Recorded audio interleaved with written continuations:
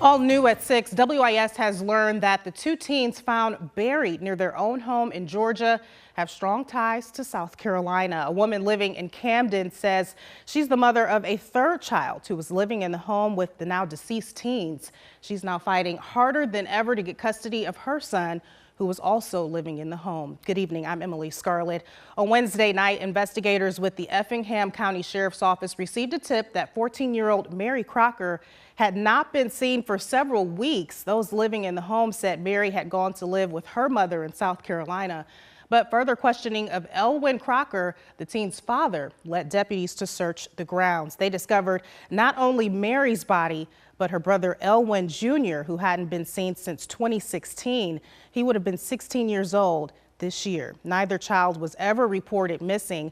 The father, stepmother, and step-grandmother, plus her boyfriend, have all been arrested in connection with the two deaths. The sheriff's office says a third child with disabilities who had been living in the home is in the hospital for observation. Genesis Narrows talked with a woman in Camden who says she's the mother of that child and helped raise the two children found dead. Jenna, such a tragic and complex situation.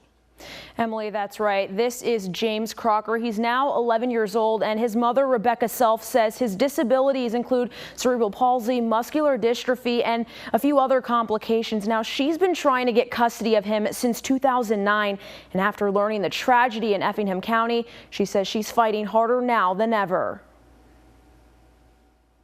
Rebecca Self has one wish. I want my son back. Custody of her biological son, James Crocker, now more than ever after learning the gruesome details of how her son's half-brother and sister died. I'm surprised. I'm still shocked. I can't even sleep at night because this.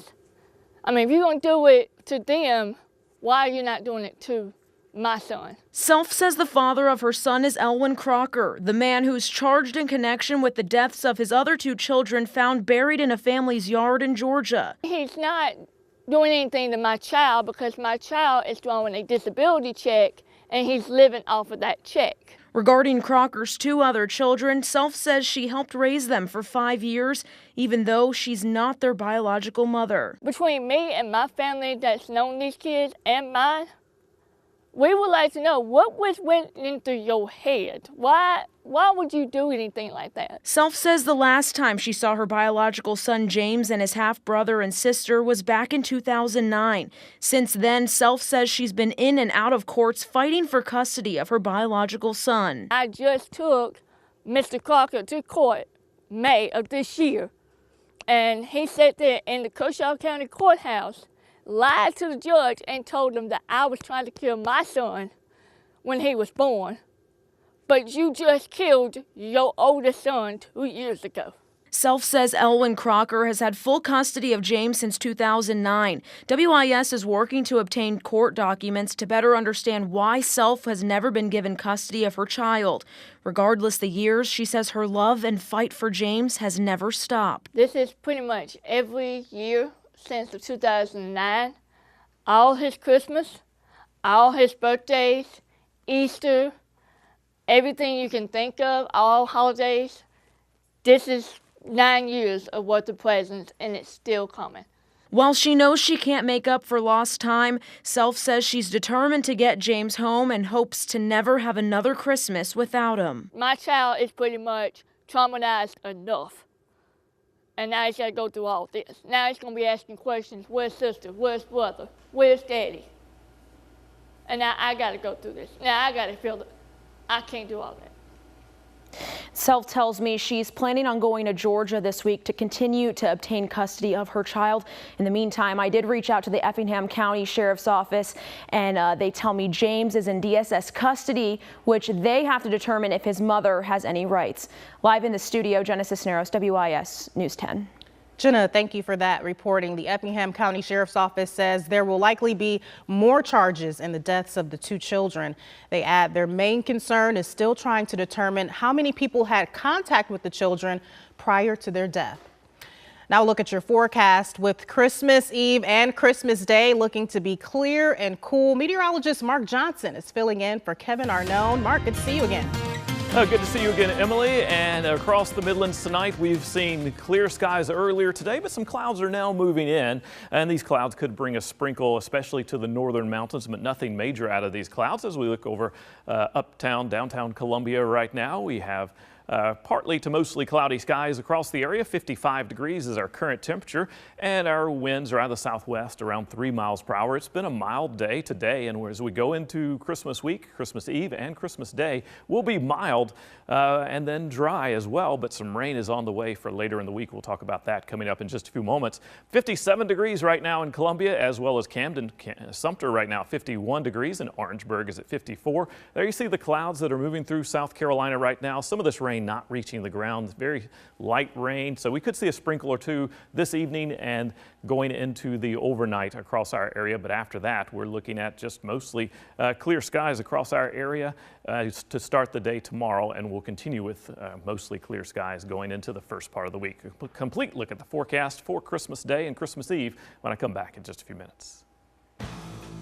Thanks for that, Mark. In your White House watch tonight, the government shutdown is now expected to last into the holidays and could even continue into next year. That's according to President Trump's incoming Chief of Staff, Mick Mulvaney, who says the White House is waiting to hear back from Democratic Minority Leader Chuck Schumer and Republicans in Congress on an offer. Mulvaney says the White House has moved down from its demand for $5 billion and is hopeful Democrats will move up from their offer of $1.3 billion in border security funding.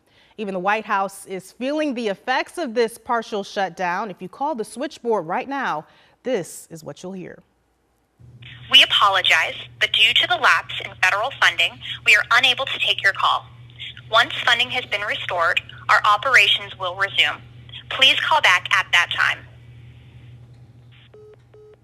President Trump also announcing today on Twitter that Secretary of Defense James Mattis will be leaving his post months earlier than expected. The president also announcing Deputy Secretary of State Patrick Shanahan will become acting Secretary of Defense starting January 1st. Earlier this week, President Trump had said that Mattis would be retiring at the end of February, plus Mattis's own resignation letter said his last day at February 28th. Tonight, more than 200 people are dead after a tsunami in Indonesia, apparently caused by the eruption of Mount Krakatoa. A wall of water crashed on the shore Saturday night, sweeping away people, houses, and buildings. It was a holiday weekend in Indonesia, so beaches and resorts have been packed with people. Indonesia's disaster management agency reporting that more than 200 are dead and more than 800 are injured. That number is expected to rise as rescue workers continue to search through the rubble. Turning to headlines across the Carolinas now, a woman in Myrtle Beach says she's grateful for her home surveillance system after a man tried to force his way inside her home. A warning, this video may be disturbing for some viewers. Savannah Brotherton says she was home baking Christmas cookies with music blaring when she heard something outside and her phone alerted her to someone at the door. She watched the whole scene from her phone and says the video you're about to see still creeps her out. Just throwing his body at my door and just ramming it and ramming it and ramming it with his whole side. I mean, the whole door has got mud all over it. I mean, he was covered head to toe in mud. He must have fell through the ditch on the way up and, I mean, covered head to toe and just slamming his body into the door. The man knocked himself out and eventually runs away. Myrtle Beach police say the man needs medical attention. Police say the man's condition was likely a factor in this incident, and because of that, no charges will be filed. An Aiken man has been found dead several days after a fire tears through his home. The Aiken County coroner says that 92-year-old James Oakman was found dead in a home that had a fire in or around it back on Thursday, December 20th. The fire was never reported. Family discovered the remnants of that fire when they went to visit Oakman. The sheriff's office is ruling the death as suspicious and is investigating at this time. Coming up, Old St. Nick pays a visit to some of the tiniest patients. And outside right now, we've got temperatures in the 50s. We'll fall through the 50s as we go through the evening, down to 49 degrees by the time we join you tonight at 11 o'clock. What a grab out of Westwood. He made some big plays when he shined in the Midlands and did so on a big stage for Houston, but the Texans just fell short. Ooh, that always hurts. Not for me. I'm an Eagles fan, so win-win for me. Thanks for that, Joe. Final check of your forecast right after this.